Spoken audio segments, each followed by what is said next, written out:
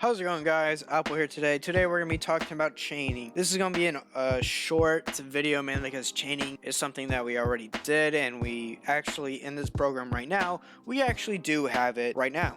Now, chaining is very useful, especially in C++, and then pretty much in any program. It helps everything to be nice and straight and more flexible for the program to actually run, and actually in a visual standpoint it looks a lot more better and can save some lines of code. What I'm going to be doing for chaining, I'm going to be using more of a string than different types of data types like ints, doubles, and stuff like that, but you guys can use numbers for it. So let me go ahead and get rid of this and make everything look a little bit more nicer. So I'm going to do this. I'm going to have a little bit of a mix of strings and ints, so it can be very easily to understand. So let's say this, our int, let's call score, and then we save that as a empty data type, and then string name, and then last underscore name. I think that's really it for now.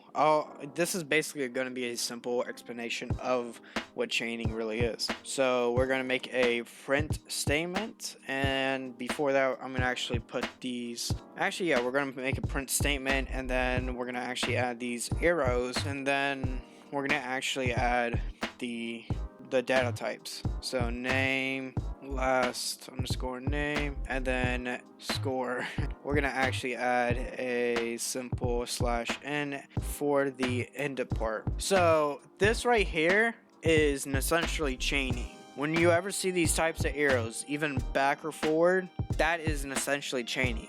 So basically what we got here is this, basically a print statement, and then it's chaining from name, and then it's also chaining from last name, and then it's also chaining from the score, and then it's also chaining as the final one a /n, which is a string. So it really doesn't matter what type of data type you're actually using, but the most common ones are string and ints. So let's go ahead and actually add some types of value into this program and the data types. So score, let's say 180. Well, let's say that random number.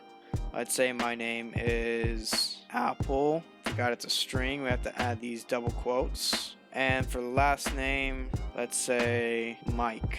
Now from this, it's gonna look a little bit ugly. So what I'm gonna do is add some spacing here and there, just so it looks a little bit more better. That's really it. You kind of don't really need to, but I'm just gonna be doing that. So when our program executes, it's gonna print out whatever is on this line, the rest of this line, since this is our print out statement, and it's going to be chained to our name, which is Apple, and then it's going to chain again, and then it's going to chain to last name, which is Mike, and then it's going to chain again, and then chain to score, which our score is 1820. And then it's going to chain again for a /n, is essentially just an enter. And then it will finally end the code with a semicolon at the end of our program. So when we execute our program, that is what should happen. As of course we could see here, Apple, Mike, and then 182, and then we get a space right here. That is essentially what chaining really is. You could add as much chaining as you want, but I would say really it's alright, and it's better than making multiple lines of code. For example, I could instead do this, cout last underscore name, and then cout score, instead of having this. And then we'll do our final cout /n. As we can see here, this looks a little bit neater, I would say, in my personal opinion. But when you got a big project, or even a medium project, or even like a small project, like making a Magic 8-Ball, you don't want to be printing the same thing in more of a longer line. And we execute our program, it should essentially make the same thing. As we can see here, they're both the same when we execute it. But with this, it looks a lot more messier, and you could easily get confused with, like, let's say 50 lines of code.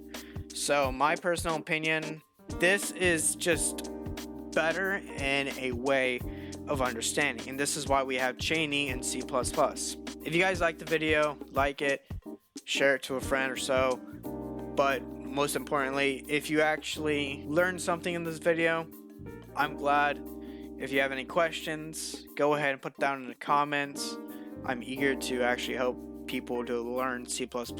Or even if, let's say, this is a year old and you don't know I'm still active, go ahead and go and Stack Overflow and figure out ways to fix up your program. But I'll see you guys in the next episode. See ya.